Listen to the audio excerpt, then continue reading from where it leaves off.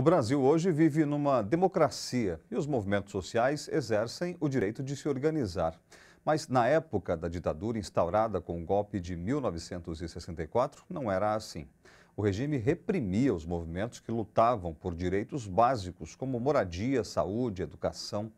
Nas periferias, operários, educadores populares e donas de casa enfrentaram a repressão, correndo até risco de vida.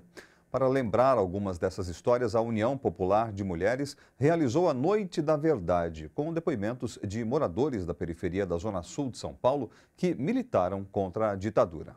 Eles vieram procurar nós que dávamos aula de alfabetização, porque nós usávamos o método Paulo Freire, que já era visado. Da educação era subversivo? Era subversivo. Era subversivo, comunista.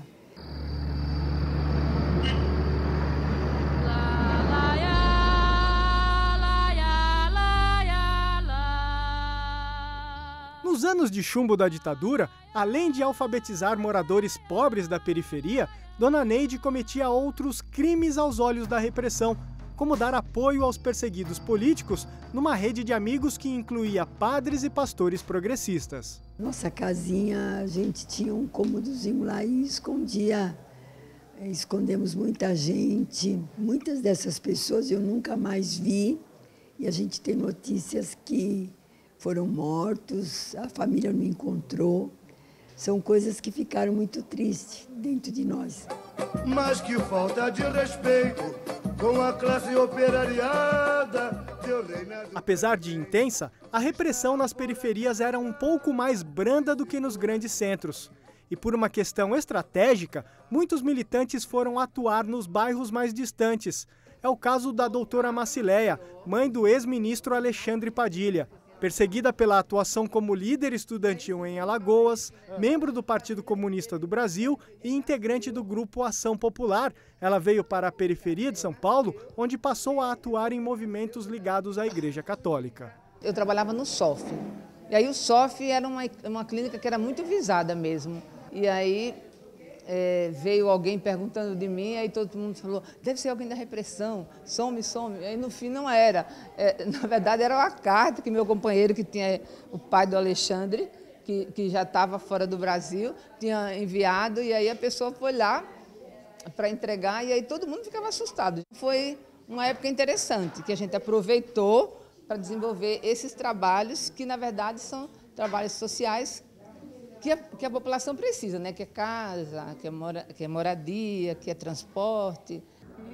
A infraestrutura e a qualidade de vida melhoraram bastante nas periferias, mas ainda falta muito. Para Dona Josefa, boa parte dessas conquistas vieram da luta de movimentos sociais que surgiram no tempo da ditadura, mas que também eram reprimidos. Naquele momento surgiram os movimentos, onde começou-se hoje, que são os movimentos sociais. Então era a luta pelo mais básico, que era o posto de saúde, creche, moradia, esgoto. Tá?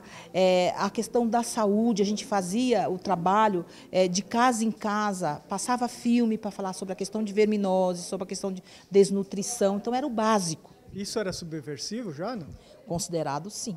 Enquanto as mais diversas comissões da verdade revisam a nossa história no tempo da ditadura, os moradores da periferia se consideram esquecidos. Por isso, pensam até em criar uma comissão da verdade, mesmo que informal. A gente está pensando como que a gente consegue também elaborar, através do Observatório Popular de Direitos, que é uma ferramenta que a gente já utiliza hoje para a gente contar a história contemporânea nossa, como a gente consegue vincular e trazer a história dessas pessoas que militaram e aí mostrar, né, para o município, para o estado, para o governo federal, que existem pessoas que militaram e que essas pessoas não estão sendo contempladas dentro dessa perspectiva da Comissão da Verdade, entendeu?